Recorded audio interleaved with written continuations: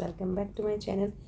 आज जो हम बात करने वाले हैं पेपर के बारे में वो है आपका एक और पेपर जो आई थिंक कल आपका पेपर होने वाला है ये। तो इसके बारे में हम बात करेंगे BPAS 186 ये आपका पेपर होने वाला है।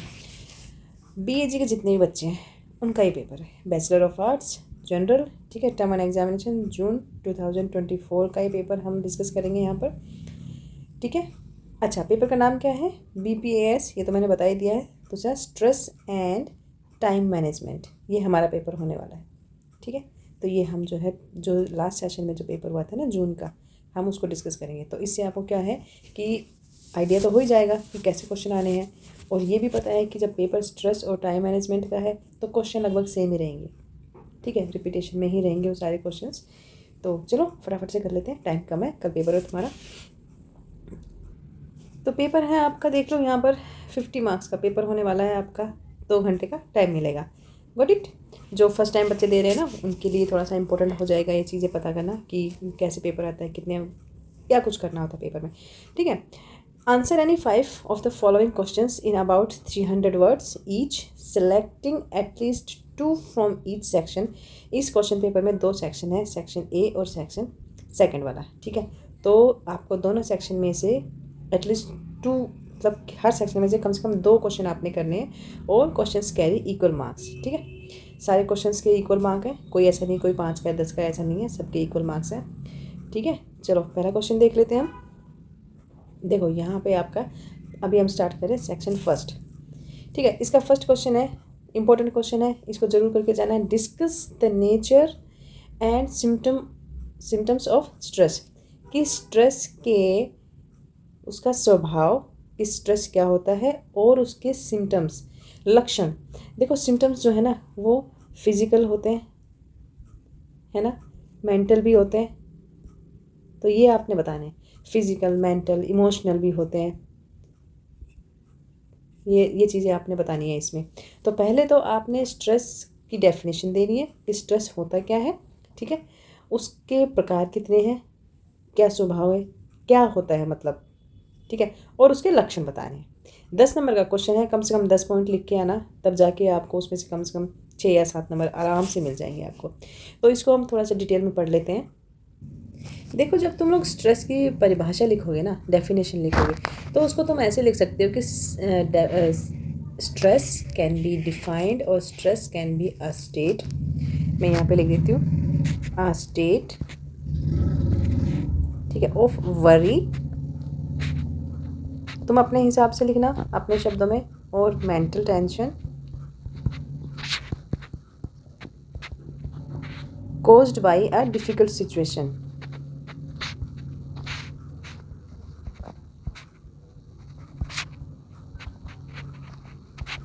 ठीक है, कि वो एक दिमागी चिंता जो किसी एक डिफ़िकल्ट सिचुएशन की वजह से, जब इंसान मेंटली टेंशन में आता है ना, किसी डिफ़िकल्ट सिचुएशन की वजह से, तब होता है उसको स्ट्रेस, ठीक है। तनाव, मानसिक तनाव, एक बोझ हो जाना दिमाग पर, ठीक है। ये चीज़ें आपकी हो गई।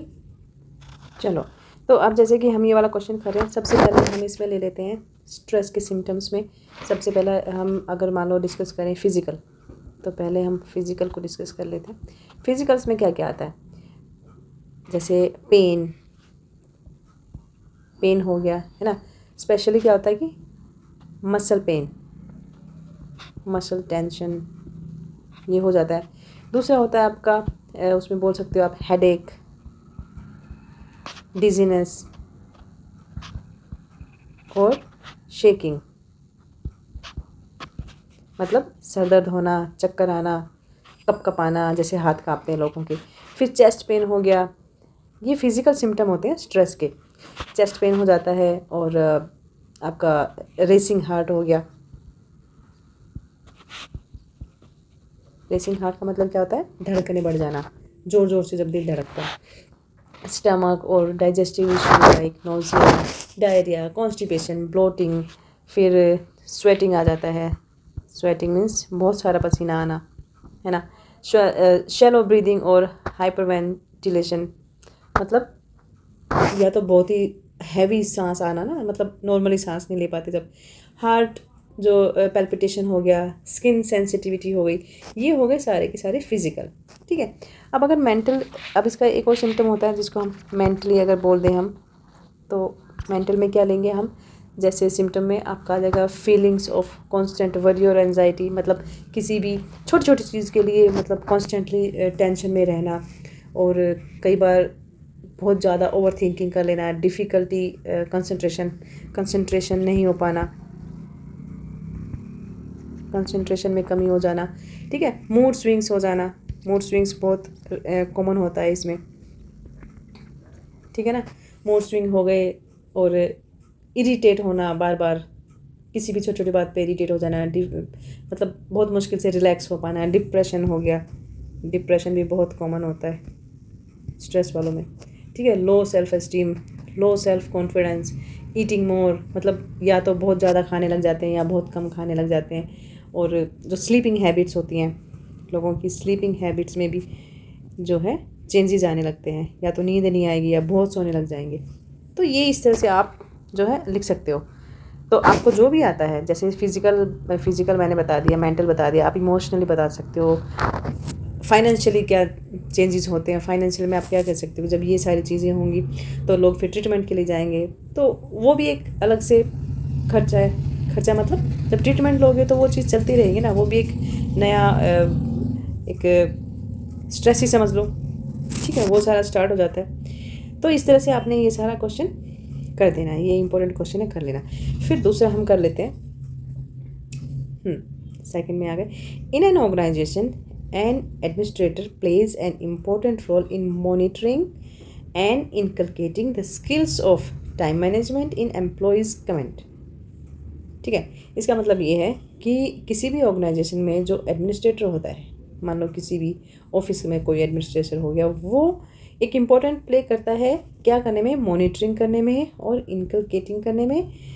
किस चीज़ का, टाइम मैनेजमेंट, जो एम्प्लॉयज़ होते हैं ना उनका टाइम मैनेजमेंट की स्किल्स के लिए।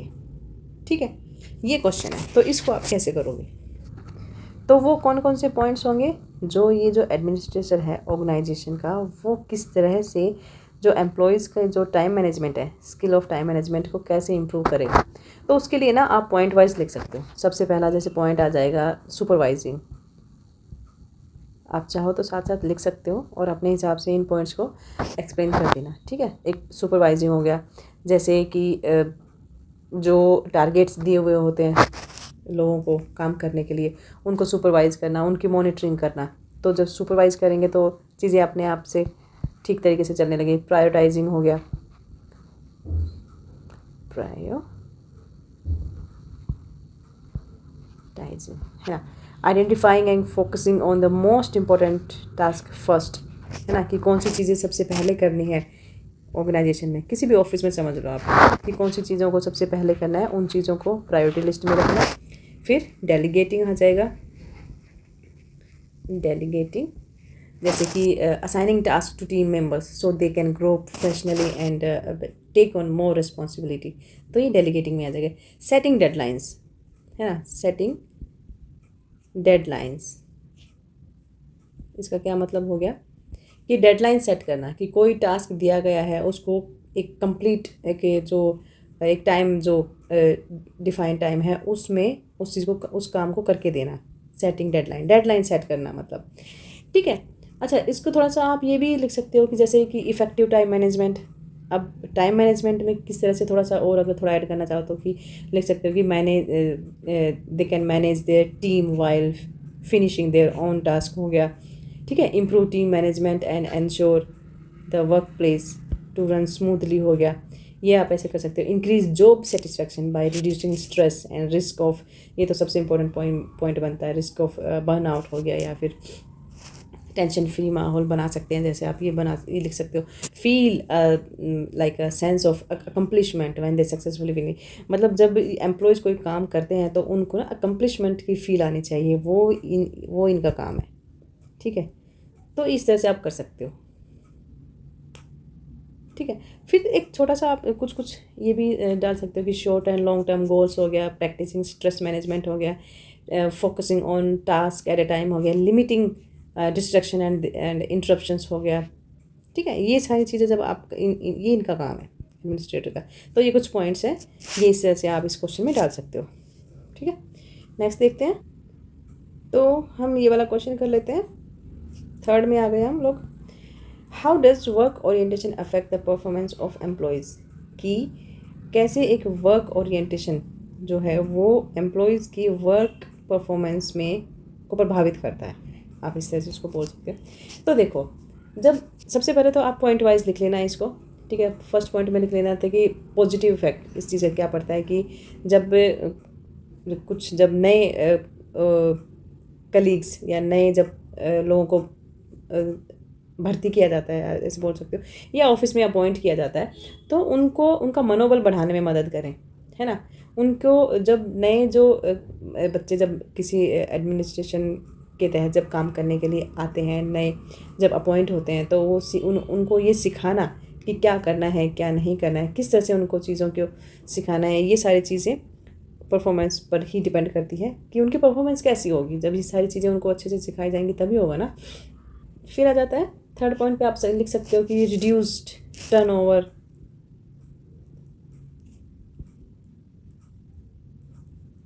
इसका मतलब क्या हुआ? इसका मतलब ये होता है कि when new employees feel comfortable and productive they are less likely to leave the company. मतलब जब किसी कंपनी में जो एम्प्लॉय हैं वो अपने आप को कंफर्टेबल समझते हैं वहाँ पे काम करना और अपनी क्षमताओं को प्रोडक्टिव समझते हैं, तो फिर ये चांसेस होते हैं कि वो वहाँ से छोड़ के नहीं जाएंगे उस जगह को, उस ऑर्गेनाइजेशन को, है ना। फिर आता है कि faster on boarding. Faster on boarding क्या होता है? फास्टर ऑन बोर्डिंग, इसका मतलब होता है कि a streamline orientation program can reduce the time it takes for new employees to become productive. कि जब नए लोग जब अपॉइंट होते हैं ना, तो उनको एक स्ट्रीमलाइन में काम करने के लिए उनको एक तरह से ट्रेनिंग देना, सो दैट जो उनकी प्रोडक्टिविटी है ना वो बढ़ती है और उनका जो ओवरऑल परफॉर्मेंस होता है वो निखरता है ना। फिर एक और आप लिख सकते हो कि कंप्लायंस। ठीक है, ओरिएंटेशन प्रोग्राम्स जो होते हैं ना वो एम्प्लॉयज़ को और वर्क प्लेस पर काम करने के लिए जो पॉलिसीज़ हैं उनको समझाने के लिए, और जितने भी प्रोग्राम्स होते हैं वो सारे इन लोगों के लिए होते हैं, एम्प्लॉयज़ के लिए। तो जब ये सारी चीज़ें होंगी तो ओवरऑल परफॉर्मेंस तो अपने आप इंक्रीज़ हो जाएगी ना। ये क्वेश्चन है यहाँ पे। फोर्थ है, what are the major sources of work place stress. इसको तुम लोग जितने स्टार देना चाहते हो दे देना, ये हमेशा आता है, रिपीट होता है ये क्वेश्चन, ये वाला। ठीक है, कि वो कौन से मेजर सोर्सेज हैं वर्क प्लेस पर स्ट्रेस के। मतलब वर्क प्लेस पर जब जो लोगों को स्ट्रेस होता है ना काम करने की जगह पर, तो कौन कौन से मेजर सोर्सेज हैं, रीज़न क्या है। आप इसको ये भी लिख सकते हो कि रीज़न कौन कौन से हैं जहाँ जो वर्क प्लेस पर स्ट्रेस को डिफ़ाइन करते हैं, वो आपने यहाँ पर लिखने हैं। तो ये मैंने 10 पॉइंट्स लिखे हैं यहाँ पर इस वाले क्वेश्चन के लिए, फोर्थ क्वेश्चन के लिए, मेजर सोर्सेज कौन कौन से होते हैं। तो ये मैंने 10 पॉइंट्स लिखे हैं। अब इनको मैं थोड़ा सा डिटेल में बता देती हूँ। एनवायरनमेंट, सबसे पहला आप एनवायरनमेंट, जो ये सोर्सेज हैं ना मेजर सोर्सेज कौन कौन से होते हैं। सबसे पहला होता है वर्क एनवायरनमेंट, कि जहाँ पर जो काम करने वाले लोग हैं जब अनकम्फर्टेबल फील होंगे, नॉइज़ी होगा या फिर बहुत ज़्यादा हॉट माहौल होगा या फिर कोल्ड और dusty environment can leads to stress. ठीक है, ये हो गया। Workload, a heavy workload, long hours और शिफ्ट वर्क, मतलब बहुत ज़्यादा काम है जहाँ पर और ज़्यादा घंटों के लिए काम करना पड़ रहा है, शिफ्टिंग में काम करना पड़ रहा है लोगों को। तो ये चीज़ें भी जो है स्ट्रेस को बढ़ावा देती हैं, क्योंकि जब इतना सारा वर्कलोड होगा, काम करेंगे, लोगों को आराम करने का टाइम ही नहीं मिलेगा, तो जाहिर सी बात है स्ट्रेस बढ़ेगा ही। फिर है job security, job insecurity can be course big major source. Job insecurity मतलब जब इंसान एक जगह काम कर रहा था किसी ऑर्गेनाइजेशन में, वहाँ उसकी जॉब सिक्योर ही नहीं है ना, तो वो एक बड़ी इनसिक्योरिटी होती है जिसकी वजह से भी स्ट्रेस डेफिनेटली बढ़ता है। लैक ऑफ सपोर्ट में क्या होता है कि जो किसी भी ऑर्गेनाइजेशन में जो मैनेजर्स होते हैं, जो मैनेज करते हैं चीज़ों को, है ना, मैनेजर हो गए या को वर्कर हो गए, अगर उनकी तरफ से किसी भी तरह का सपोर्ट नहीं मिलता है ना, तो भी आदमी इरिटेट हो जाता है, परेशान हो जाता है, क्योंकि सारा काम एक इंसान कोई सारा काम इकट्ठा नहीं कर सकता ना, उसको सपोर्ट की ज़रूरत होती है। तो जहाँ लैक ऑफ सपोर्ट होता है वहाँ पे भी स्ट्रेस, जाहिर सी बात है, लैक ऑफ कंट्रोल। फिर लैक ऑफ कंट्रोल में क्या आ जाएगा, मान लो काम कैसे करना है ना। जब अब मान लो किसी किसी एक कर्मचारी को मान लो कोई काम दिया गया है, अब उस काम को करने पर उसका अपना कंट्रोल नहीं है, मतलब कभी कोई उसको जॉब की बता देता है, कभी कुछ उसको मतलब डिस्ट्रैक्शंस ज़्यादा हो रहे हैं, तो भी स्ट्रेस हो जाता है कि एक एक सेल्फ मतलब कंट्रोल्ड काम नहीं हो पाता ना। ऐसा लगता है कि मतलब रिमोट के जरिए काम हो रहा है, कभी कुछ, तो तभी आदमी परेशान हो जाता है। अनक्लियर एक्सपेक्टेशंस, इसमें क्या करोगे आप, कन्फ्लिक्टिंग और अनसर्टेन जॉब एक्सपेक्टेशंस, ठीक है, वो आ जाएगा। पुअर कम्युनिकेशन क्या होगा, जहाँ बातचीत की क्लैरिटी नहीं होती। मैसेज जब एक दूसरे को देते हैं, कम्युनिकेशन करते हैं, तो वो क्लियर नहीं हो पाता। कि poor communication in the organisation can cause stress, big stress. Toxic work environment क्या होता है, toxic work environment can cause stress. This include bullying, जैसे कि जैसे स्कूल में होता था, स्कूल में बच्चे एक दूसरे को बुली करते थे, है ना, फाइट भी करते थे और टॉक्सिक माहौल हो जाता है। ऐसे ही ऑफिस में हो जाता है, बुलिंग करना एक दूसरे को, है ना, माइक्रो मैनेजिंग करना, ऑफिस गॉसिप, ये सारी चीज़ें टॉक्सिक एनवायरनमेंट क्रिएट करता है। फिर career ambiguity, unclear company direction और पॉलिसीज़। किसी भी कंपनी की जो पॉलिसीज़ होती हैं या फिर जो किस तरह से वहाँ पर काम करना है, वो चीज़ें क्लियर नहीं होती ना, तो पता ही नहीं होता लोगों को कि कैसे काम करना होता है। क्योंकि देखो, कोई भी कंपनी तभी तरीके से रन हो पाती है जब ये सारी चीज़ें हैं ना, ये तरीके से चलें 10 की 10। इंटरप्शन मीन्स रुकावटें, परेशानियाँ, instant meetings and easy interruptions. जैसे कि मान लो किसी को कोई टास्क दिया हुआ है, किसी इंसान को फैक्ट्री में या किसी ऑफिस में कुछ काम कर रहा है, वो अपना काम मतलब कंप्लीट नहीं कर पा रहा है। क्यों? क्योंकि बीच बीच में कभी इंस्टेंट मीटिंग्स आ गई, कभी कुछ पार्टीज़ हो गई, या कभी कोई आ गया गॉसिप करने के लिए। तो कुछ भी इस तरह के जो इंटरप्शंस होंगे, या फिर वो जो काम कर रहा है उसको उस काम से हटा के कोई दूसरा काम दे देना इस तरह से, है ना। तो ये इंटरप्शंस होते हैं। तो इन चीज़ों की वजह से ही सारा स्ट्रेस होता है। ये वर्क प्लेस के, ये 10 के 10 जो हैं, ये वर्क प्लेस के स्ट्रेसेस होते हैं। आप इनको इस तरह से लिख सकते हो। ये मैंने थोड़ा सा बता दिया है, बाकी आप अपने वर्ड्स में लिखना, तो आप बेटर लिख पाओगे, ठीक है। अब नेक्स्ट देख लेते हैं। नेक्स्ट आपका हम आ गए हैं सेक्शन 2 में, ओके, 5th में। Procrastination can destroy career, happiness and even lives. Discuss the statement and suggest remedial measures. इसका मतलब क्या होता है? इसका मतलब होता है टाल मटोल करना, है ना, खुशी और ये सारी चीज़ें ना, जो टाल मटोल वाला जो एक नेचर होता है ना, वो कैरियर और हैप्पीनेस दोनों को डिस्ट्रॉय कर देता है, इवन लाइफ्स, है ना। इस पे हमें बात करनी है। Discuss the statement and suggest remedial measures. तो इस पर कुछ, इसका आंसर क्या हो सकता है, देखो। तो इसमें भी आप पॉइंट वाइज लिख सकते हो। सबसे पहला आप लिख सकते हो स्ट्रेस है, जो ये वाला नेचर होता है ना, टाल मटोल वाला, आज कर लिया कल कर लिया, ये सारी चीज़ें ना स्ट्रेस और एंजाइटी को बढ़ाती है, which can negatively impact on your mental और emotional health. Got it. Second है आपका मिस्ड अपॉर्चुनिटीज़, जैसे procrastination can lead to missed chances. जब ये वाला नेचर होता है ना, तो उसमें क्या होता है ना कि लोग जो चांसेस होते हैं ना एडवांसमेंट के और कुछ आगे बढ़ने के, वो सारे चांसेस जो हैं वो मिस हो जाते हैं उनसे। पुअर ग्रेड्स आना, neglected chances to personal growth, यही होगा। फिर आगे lower quality work, when time is limited there is less opportunity to for careful and through एक्सक्यूजन।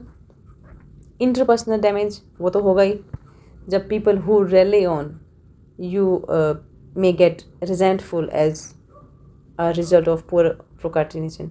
Financial repercussion हो गया, ठीक है, क्योंकि फाइनेंशियल प्रॉब्लम तो होंगी जब कोई करियर ही नहीं होगा इसकी वजह से, तो वो सारे लॉसेस भी होंगे। पुअर स्टडी हैबिट्स, तो procrastination can lead to poor study habits and difficult managing time हो जाएगा। 4th पॉइंट में ये देख सकते हो। फिजिकल हेल्थ इश्यू हो जाएंगे, लो सेल्फ एस्टीम आ जाएगी, और आपका रिजेंटमेंट हो जाएगा, है ना, और ब्लेमिंग अदर्स, दूसरों पर जो है ब्लेम करना शुरू कर देंगे, क्योंकि आप अपने आप की तरफ तो देखते नहीं है ना। जब ये सारी चीज़ें होती हैं, जब ये सब हो रहा होता है, तो लोग खुद को नहीं देखते ना, फिर दूसरों पर ब्लेम करना शुरू कर देते हैं। Perfectionism, procrastination can lead to trying to be perfect. Sleep deprivation, नींद कम हो जाना, और इरेगुलर ईटिंग पैटर्न हो गया, अनहेल्दी रेजिम्स हो गया। तो ये सारी चीज़ें होती हैं जो आपको इसमें बताना है, ठीक है। अब यहाँ पर आप लिख सकते हो discuss the statement and suggest remedial measures. अब इस चीज़ से कैसे निकला जाए, कौन से वो आइडियाज़ होंगे जिससे कि इन चीज़ों के लिए सुझाव दिए जाएं। तो उसमें आप ये बना सकते हो कि भाई लिख सकते हो जैसे make a to do list, है ना। एक लिस्ट बनाने की आदत हो कि कौन कौन से काम है, उन track, consider placing a due date next to each them. मतलब कामों को ना एक तरीके से सीक्वेंस वाइज एक लिस्ट बनाना कि फर्स्ट ये करना है, सेकंड ये करना है, इस तरह से चीज़ों को मैनेज करना। Take baby step. Baby step क्या होता है कि break down the items on your list into small managing steps so that your task don't seem to overwhelming. मतलब छोटे छोटे कदम लेने चाहिए चीज़ों को इम्प्रूव करने के लिए। थर्ड आप लिख सकते हो कि recognize the warming sign. Warming sign, warming sign क्या होता है? Pay attention to any thought of procrastination and do your best to resist the urge. If you begin to think about procrastination, force yourself to spend a few minutes working on your task. Simple, ठीक है। 4 आप कर सकते हो कि eliminate distractions. Eliminate distraction, इसका क्या मतलब हुआ? डिस्ट्रैक्शंस को कम करना या हटाना। अब अपने आप से ये पूछो कि जैसे कि अब मान लो आप फ़ोन खोलते हो, आपके पास कोई मेल आई है ना। आप मेल देखने के लिए फ़ोन खोलते हो, ऑन करते हो ना, लेकिन उसके बाद क्या होता है? इंस्टाग्राम भी चल रहा है, फेसबुक भी चल रहा है, लोकल न्यूज़ भी देखी जा रही है ना। तो इन सारी चीज़ों को करो बंद, ठीक है। डिस्ट्रैक्शंस को बंद करो। पे your self, sorry PAT your self, मतलब जब आप कुछ पैट योर सेल्फ मतलब अपने आप को शाबाशी देना। जब कोई काम आप करते हो ना और अच्छे से और हर एक मतलब गिवन टाइम में जब आप उसे कंप्लीट कर देते तो पैट योर सेल्फ, अपने आप को शाबाशी दो। ये चीज़ें होती हैं। नेक्स्ट क्वेश्चन है आपका, examine the preventive stress management. ये examine the preventive stress management techniques for an organisation at the primary stage. मतलब कोई एक ऑर्गेनाइजेशन है, वहाँ पर टाइम जो स्ट्रेस मैनेजमेंट है उसको पहले ही स्टेज में, मतलब कि कोई ऑर्गेनाइजेशन है जहाँ पर इस तरह का जो स्ट्रेस वाला माहौल बन रहा है, तो उसको स्टार्टिंग में ही उन चीज़ों को कैसे रोक लेना चाहिए, तो उन चीज़ों को एग्जामिन करना है आपने यहाँ पर। तो ये मैंने कुछ पॉइंट्स लिखे हैं 6 क्वेश्चन के लिए। Provide training, flexible work our, team building, clear communication, counselling implement, और ये है प्रिवेंटिव मेजर्स। ये है हमारे यहाँ पर कुछ पॉइंट्स हैं, इनको थोड़ा सा डिस्कस कर लेते हैं। प्रोवाइड ट्रेनिंग कि ऑफर सेमिनार्स, जो टाइम मैनेजमेंट, जो हम स्ट्रेस मैनेजमेंट को जो डिस्कस कर रहे हैं ना, उसमें क्या है कि स्ट्रेस मैनेजमेंट टेक्निक्स जो हैं लाइक योगा और माइंडफुलनेस, ये सारी चीज़ें स्टार्ट करनी चाहिए, ठीक है। इन चीज़ों की ट्रेनिंग देनी चाहिए। फिर होता है flexible work hour. Flexible work hour क्या होता है कि allow employees to work remotely और हैव फ्लेक्सिबल वर्क आवर्स। मतलब बहुत ज़्यादा टाइट शेड्यूल नहीं होना चाहिए, फ्लेक्सिबल होना चाहिए कि जो वर्कर्स हैं वो अपने थोड़ा सा हिसाब से काम कर सकें। टीम बिल्डिंग को कैसे डिफाइन करोगे आप? Organizers should make team building exercises to promote mutual support and unity. मतलब एक दूसरे के सपोर्ट करें वो जो कोवर्कर्स हैं। इस तरह की चीज़ें जो है ना वो इम्प्लीमेंट करनी चाहिए ऑफिस कल्चर में।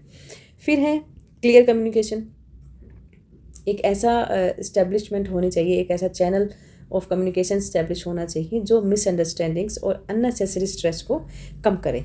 काउंसलिंग हो गया। काउंसलिंग में आप लिख सकते हो कि काउंसलिंग सर्विसेज जो है वो एम्प्लॉयज़ को प्रोवाइड करानी चाहिए to deal with personal issues और सिग्निफिकेंट स्ट्रेस हो जाएगा। इम्प्लीमेंट प्रिवेंटिव मेजर्स, इसमें आप ये लिख सकते हो कि रिड्यूस और eliminate sources of stress by clarifying roles and expectation, setting realistic goals, मतलब गोल सेट करना और कुछ एडिकेटेड रिसोर्सेज प्रोवाइड कराना जिसकी वजह से स्ट्रेस कम होता है। तो ये सारी चीज़ें आप लिख सकते हो, आप स्क्रीनशॉट ले लेना या फिर साथ साथ लिख सकते हो, ठीक है। नेक्स्ट क्वेश्चन आ गया आपका, what are the major technique of time management. Important question है, ठीक है, आता है हमेशा। What are the major technique of time management की मेजर टेक्निक क्या है ये बतानी है यहाँ पर। ये तो आसान है, आप लोग कर सकते हो। देखो इसको फटाफट से कर लेते हैं। सबसे पहला है आपका प्रायोरिटाइज, चीज़ों को प्रायोरिटाइज करना।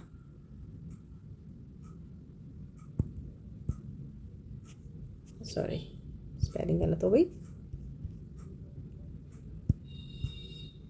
प्रायोरिटाइज करना कैसे कि what is important, what is urgent, है ना, इन चीज़ों को प्रायोरिटाइज करना।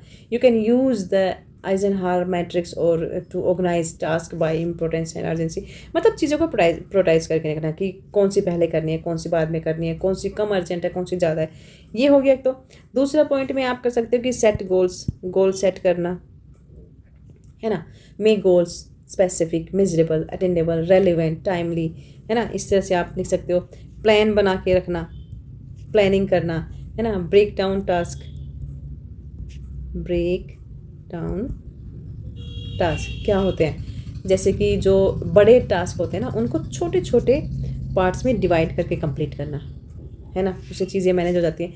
यूज़ अ टाइमर, टाइमर का यूज़ करना सो दैट आपको ये ध्यान रहे कि कोई भी जो टास्क दिया गया है वो एक टाइम पर जो है आप उसको कंप्लीट कर सको। इस तरह की टेक्निक। और आप ये कर सकते हो use the Pomodoro technique which involves breaking work into 25 minutes intervals with a short break in between, है ना, ये होता है ना। फिर है रिड्यूस डिस्ट्रक्शन, ये हम इस क्वेश्चन में भी कर चुके हैं, ठीक है। डेलीगेट, डेलीगेट क्या होता है, assign responsibility for task to others so you can focus on your expertise, ये हो जाएगा। फिर review and adjust, review and adjust कैसे करेंगे इसमें हम कि regularly review your schedule and adjust it based on progress and changing priorities, कि जो आपका जो शेड्यूल है, आपको जो शेड्यूल बनाया गया है या आपने जो बनाया अपने लिए उसको टाइमली रिव्यू करते रहें और जो प्रोग्रेस और जो आपकी जो प्रायोरिटीज़ हैं वो समय समय पर आप उसको चेंज करते रहें, तभी तो सारी चीज़ें फ्लेक्सिबली ठीक हो पाएंगी ना। और फिर कुछ और भी आप इसमें डाल सकते हो कि कंडक्टिंग ए टाइम ऑडिट हो गया, यूजिंग ए पोरेटो एनालिसिस हो गया, यूजिंग टाइम ब्लॉकिंग मेथड को आप यूज़ कर सकते हो। और एक बुक है काफ़ी मैंने पढ़ी हुई है, बहुत अच्छी बुक है, ईट दैट फ्रॉग ये बुक पढ़ना अगर टाइम मिले तो। ये टेक्निक यूज़ करना, है ना, which involves tackling your most important task first, ठीक है, ये बताया गया है उसमें। लास्ट क्वेश्चन में हम आ गए हैं, इंपॉर्टेंट क्वेश्चन है, बहुत इंपॉर्टेंट क्वेश्चन है। Stress can be managed through better time management, कि स्ट्रेस जो है ना उसको मैनेज किया जा सकता है बेटर टाइम मैनेजमेंट बना के। कैसे, ये आपका क्वेश्चन है, ये करना है आपने। तो देखो इस क्वेश्चन में भी ना सब कुछ वैसा ही हो जाएगा, वही सारी चीज़ें आ जाएंगी टाइम मैनेजमेंट वाली जो हमने बताई थी कि प्रायोरिटाइज करना चीज़ों को, डेलीगेट करना, प्लान बना के रखना, है ना, शेड्यूल बना के रखना, चीज़ों को शेड्यूल अपने प्रायोरिटी लिस्ट में बनाना, कंडक्ट अ टाइम टेबल, ठीक है, टेक अ ब्रेक्स, ब्रेक्स लेना काम के बीच में, एक्सरसाइज करना, ठीक है, और आपका हो गया ईट एंड हेल्दी डाइट हो गया, गेट एनफ रेस्ट हो गया, और हेल्दी एनवायरनमेंट हो गया, ठीक है, और प्लान बना के चलना, प्लान अहेड कर सकते हो आप, इस तरह से लिख सकते हो, है ना। डू स्मॉल स्टफ फर्स्ट, चलो मैं लिख देती हूँ, डू स्मॉल स्टफ फर्स्ट, है ना, इस तरह से चीज़ों को प्लान करके रखना, और जो इम्पोर्टेंट चीज़ें हैं उनको पहले करना, जो प्रायोरिटी लिस्ट में है जो चीज़ें उनको पहले रखना। तो ये यही चीज़ें होती हैं जो मैनेजमेंट को ठीक रखती हैं, ठीक है। तो आप इस तरह से अपने हिसाब से बना के रखना, मतलब लिखना वहाँ पे। तो यही था आज का पेपर, ठीक है। 50 नंबर का पेपर होने वाला है, 10 नंबर के क्वेश्चन है, ज़्यादा बड़ा लिखने की ज़रूरत नहीं है, मैंने तो खैर काफ़ी आपको बता दिया, बट आप अपने हिसाब से वर्ड लिमिट का ध्यान रखना, टाइम का ध्यान रखना वहाँ पे, ठीक है। चलो बेस्ट ऑफ लक।